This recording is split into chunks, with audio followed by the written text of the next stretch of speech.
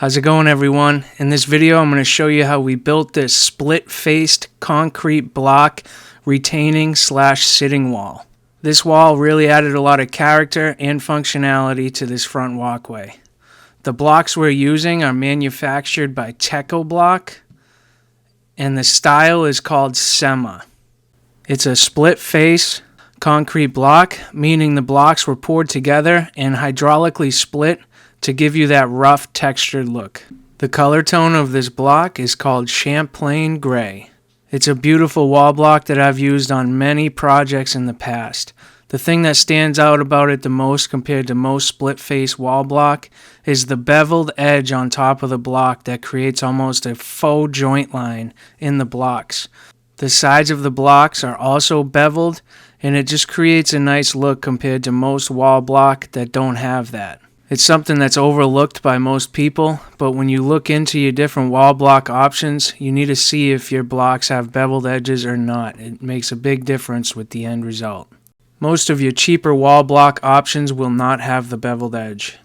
This wall block also comes in other colors, and the most common I use is called shale gray, which is what the pictures you're seeing now is. I typically recommend this color when it comes to a house with grays or blues or that kind of color tone. When you have a tannish or more earthy colored house, we go with the Champlain Grey. This block is excellent for building sitting walls, as you can see in this picture, and it really is sharp looking. We built this project to retain a very big grade, and we also incorporated a nice sitting wall on this one too. It's a very nice block that can be applied in many different ways. The cap we're using on this project is called architectural cap, which is also made by Techo-Bloc, and it's a double-sided cap as well. So if you're thinking about having a project like this done at your house, I recommend looking into the Techo-Bloc products and see if they're available in your area. But let's just get right into the day, guys. Enjoy the video. Benny, you ready to build a wall? Time to build the wall on this project. So on a project like this, laying your pavers in and making your cuts, doing your border, all that before the wall is a much better idea than building your wall first and then putting your pavers in, just simply because you can really dial in exactly where you want to be with your pavers, set them in, make sure they're good, and then you're pretty much just building your wall and tucking it right up against your pavers at the same height. And it just takes all the guesswork out of it. It makes it so you don't have to worry about trying to fit the pavers into the wall and in between your cuts. It's just kind of like keeps the wall out of your way and allows you to focus on the pavers first and then focus on the wall second.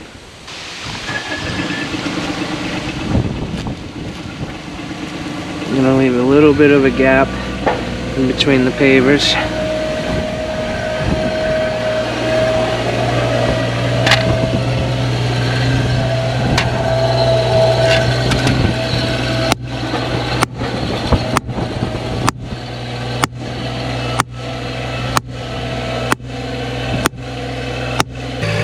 Alright, so that's what we're looking for, level, side to side. And right now we have an 1/8 pitch forward. We're looking to turn that around. We want an 1/8 pitch backwards so that any surface water on top of the wall won't necessarily come up over the wall and down the face. It will go down and drain behind the wall. So we got to knock the back down a little bit.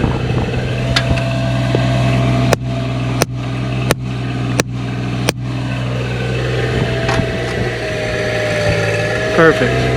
So that's our 1/8 backwards. We want to make sure that it stayed level side to side, which it did shift a little. Perfect.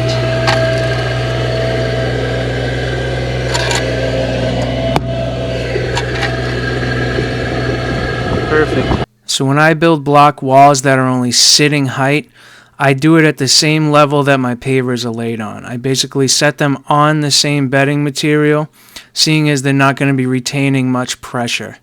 And one of the most important things you can do as you're setting this first row of blocks is to make sure there's no wiggling of your level when you're setting the blocks next to each other. If your level wiggles while you're setting the block, that means the one that goes on top of it is going to wiggle as well. So you got to make sure that level sits nice and flush.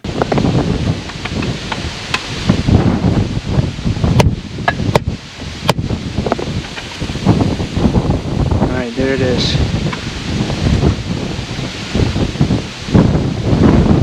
No wobble. We're level. No wobble. Level. And we got our 8th pitch backwards. So I leave a gap in between my blocks and my pavers so that I can put some more of this chipstone, what we use for the bedding material, underneath our pavers. And that's going to allow any water that may run down the face of the wall to drain down into our open grade base. If you didn't see how we backfilled for this project, I used 3/4 inch clean crushed stone for our base material, and I used this 3/8 inch clean crushed stone for our bedding material. It allows water to drain freely down through your base and into your subsoils. It's a very important part to any hardscape project, in my opinion. But so this chipstone in between the pavers and the wall block is going to help allow surface water to drain freely down into the base instead of over the pavers. And setting these blocks right on that same height as I set the pavers makes it look like the block's coming up out of the ground. It secures the bottom row in about 2.5 to 3 inches, locks it in nice and tight, and it just gives it a nice natural look. You don't want your block to look like it's starting right at the same height as your pavers, and you also don't want the block to look like it's almost completely buried. So it splits our 6-inch block just about in half and gives it a nice look. But you can see here with that level what I mean by wobbling. You need to make sure you set it in so that the level doesn't wobble, like here. Nice and flush, no movement. That's going to ensure the block that sits on top of it doesn't wobble either. Any wall builder is going to tell you that this first course is the most crucial and you need to take your time doing it. And that's really the most important thing. It's, why everyone says that. You need to take your time. You can see as I go along with these blocks, I'm constantly checking them. I'm hammering them into place. And sometimes you got to pick it up and re-level it off. So that's the way it goes. When we go to backfilling, you can see Ben here, he's got the 3/4 inch clean crushed stone. We're core filling the bottom row and also behind it. We do not need drainage tile or a drainage pipe behind this because with open grade base, the water drains freely into our sub base and it also bleeds through the block. Split face block is porous and the joints in between the blocks are porous as well. So you don't actually need a drainage tile to pop through your wall. The only time I would recommend a drainage tile popping through your wall is if it's connected to a downspout. But now you see us here, we're putting these interlocking tabs that Techo-Bloc gives you in between the layers. And we're also putting dabs of glue on the back of the block just to help give it that structural strength and to lock the blocks in place. You need to use these tabs in your system if they give them to you. Some people don't, but it really helps with the longevity of a project. So Ben's following me along now. I'm continuing on the first course, and he's just going to follow behind me, backfilling and stacking the block. And as I come around this corner here, the slope starts to go up, and I'm going to explain that here in a minute.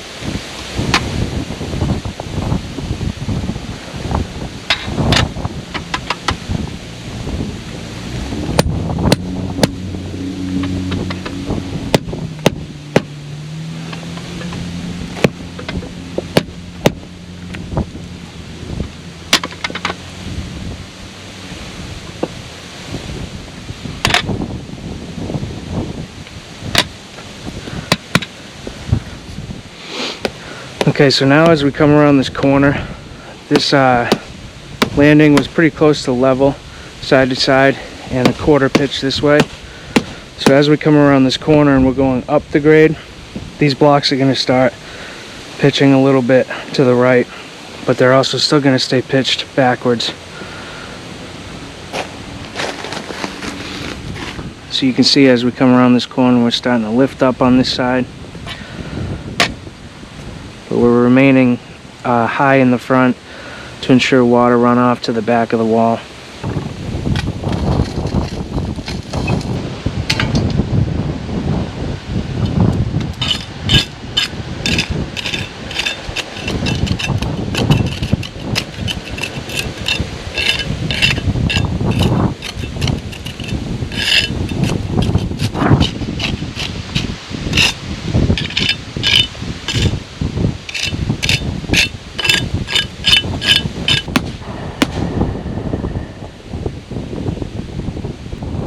Yeah, bud.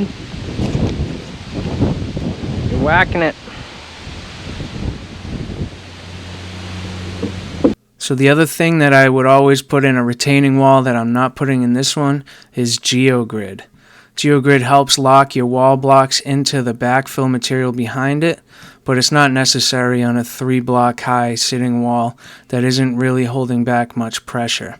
The interlocking tabs that we're using and the concrete adhesive will be plenty enough for this wall to not move. But if you are building a wall on your own that is going to be retaining a good amount of soil and will have a lot of pressure on it, I always recommend installing GeoGrid every 2 layers and core filling every row. You're going to see that after we core fill this first row, we're not going to core fill the second 2 because it's just not necessary on a small wall application like this. But in these next couple clips here, I'm going to show you what I mean by gluing and installing those tabs. Each wall system has a different way to interlock, but in the Techo-Bloc Semma wall system, they're just little plastic tabs that you put in these slots in the middle of the blocks.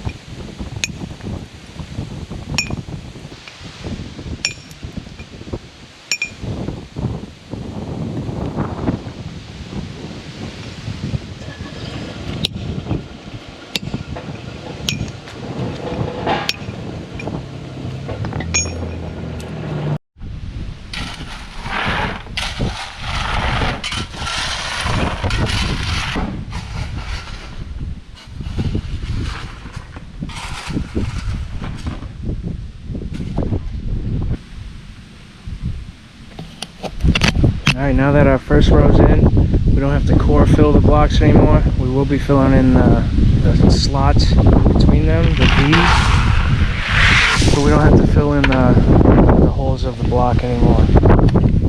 Okay, so you saw a few clips of me chiseling the edges of these blocks. Any split face wall block system you get are going to have imperfections on the edges. Just depends how they got split at the manufacturer. But it's always good to have that hammer and chisel there to chip off the edges that pop out further than the other ones. It gives it that nice finished look. And if you see a wall that people didn't do that, you can point it out pretty quickly. And he's over here building the last course of the wall. I just got that area raked out, leveled, and tamped. Ready to set another step over here.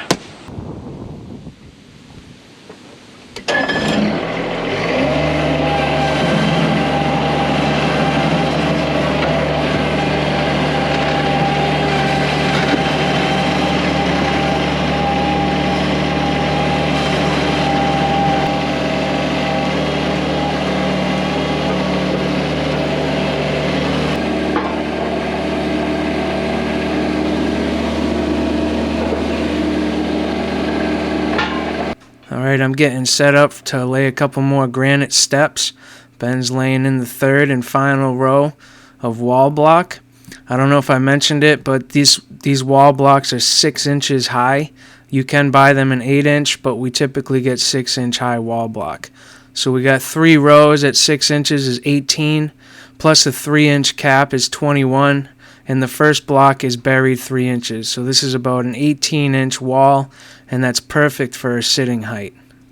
Benny, you good to lay this with me, bud? Yeah.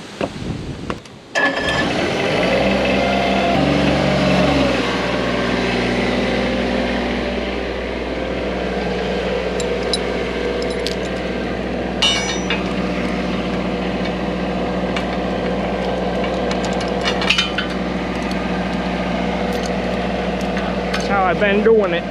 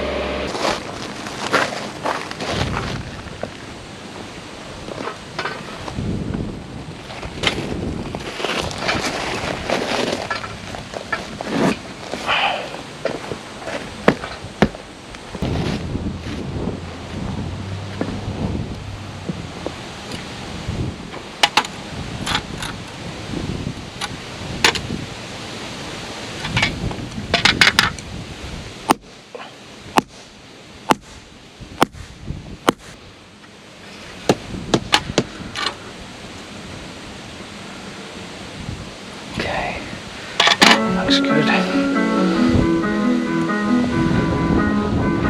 Looks good, Wood.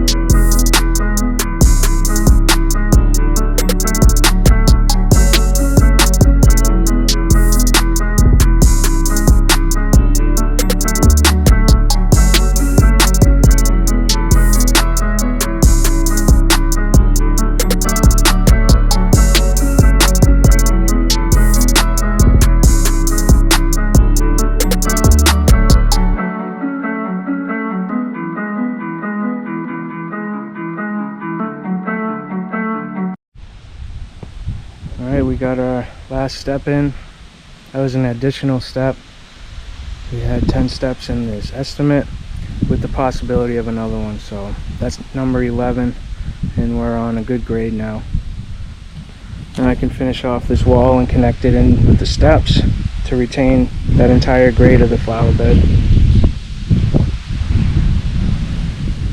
Benny has backfilled the wall to where it needs to be. You can see the slope that we have behind it. We slope the 3/4 right up to the top of our last tier of block. And we fill in the channels, the V channels behind the block. And for a small sitting wall, after you core filled that first row, you can leave the next 2 rows open in between the blocks.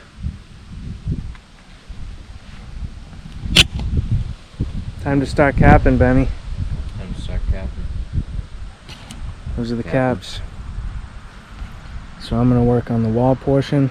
Ben's going to start laying our wall cap out dry and adjusting it. There's going to be some cuts on this radius.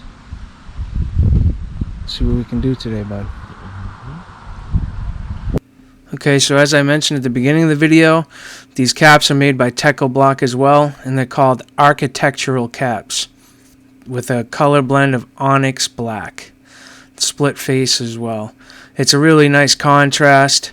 I started using the darker caps on my wall block the past couple years, and it matches in and ties in nicely with a contrasting border paver like you see on the walkway. So I try to sell and use these darker caps as much as possible. But once we get into this radius on the wall up here, I'm going to show you guys how we mark and make our cuts. But it's basically about laying the cap where it needs to be and finding the gap in between the 2 stones and trimming it. Nice, so right there you can see 1.5. That's what we're going for. 1.5 inch overhang. Somewhere in between there.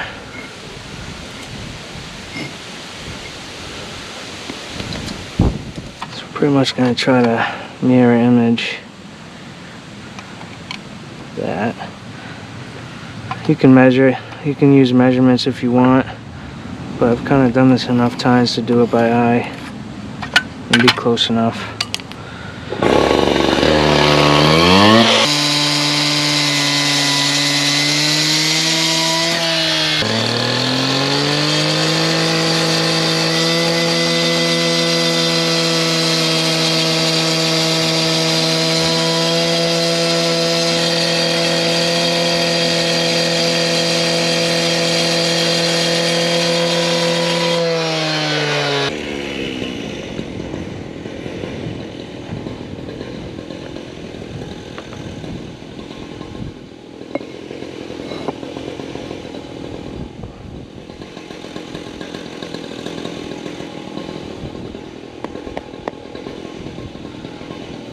Okay, so that's pretty much the gist of it. As you lay these out, you may end up having to cut both sides of a cap if the radius is too tight, but I'm going to show you here in a minute.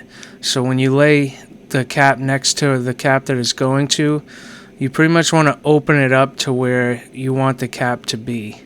And when you get to that point, you're going to measure the gap, and then you're going to do the same gap in the back of the cap.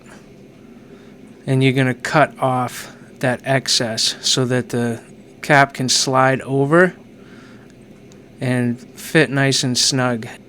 Then when you're cutting these caps, you want to make sure your blade is at a downward facing angle just slightly, so that when you go to put this cap next to the other one, the first thing it hits is the top of the block. If you have the angle of your blade outward, what's going to end up happening is you're going to have a gap in between the 2 caps because the bottom of the cap is wider than the top of the cap, and you don't want that. And like I said about the tighter radius spots, you might end up having to do that for both sides of your cap. So just take your time, make your measurements, and do what looks best. You don't want these caps to look awkward. And as you'll see here, every once in a while I have to use my chisel to bust off the split-faced fronts that are just bigger than the ones next to them. It's just one of those quality is in the detail kind of things, just like the blocks. Some of these things from the manufacturers don't come perfect, so you have to do a little bit of customizing. Now we're down to our last cap, which I'm going to set right in place and then trace the right side of it and cut it. Ben's making the last cut for the wall caps.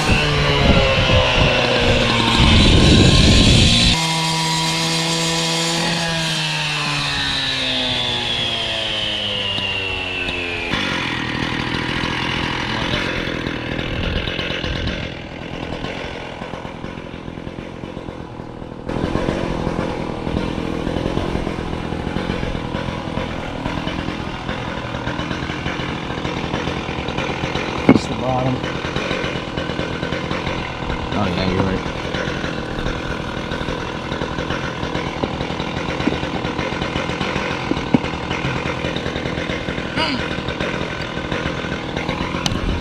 Too tight.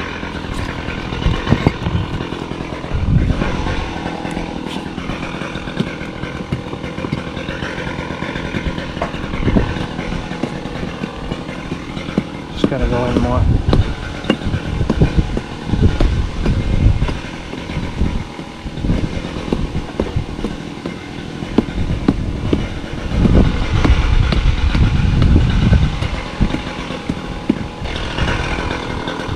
Yes, sir.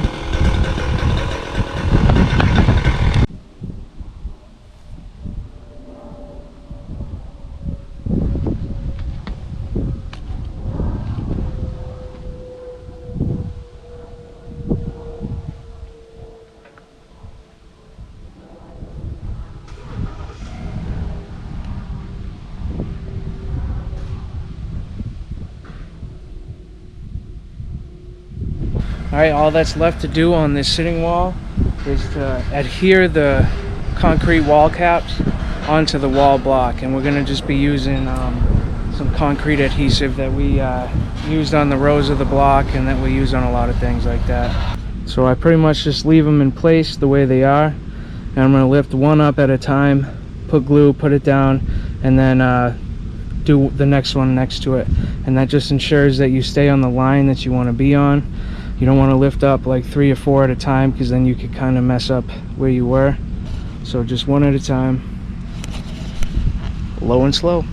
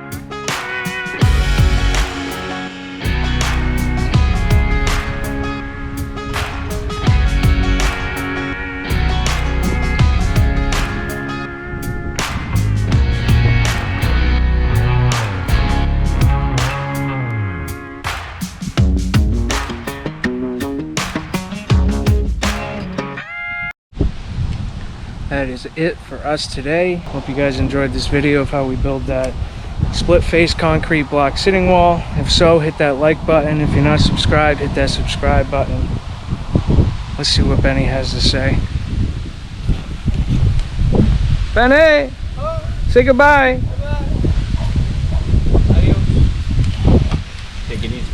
That's what he had to say. You guys know the deal. Till the next one, God bless. Peace.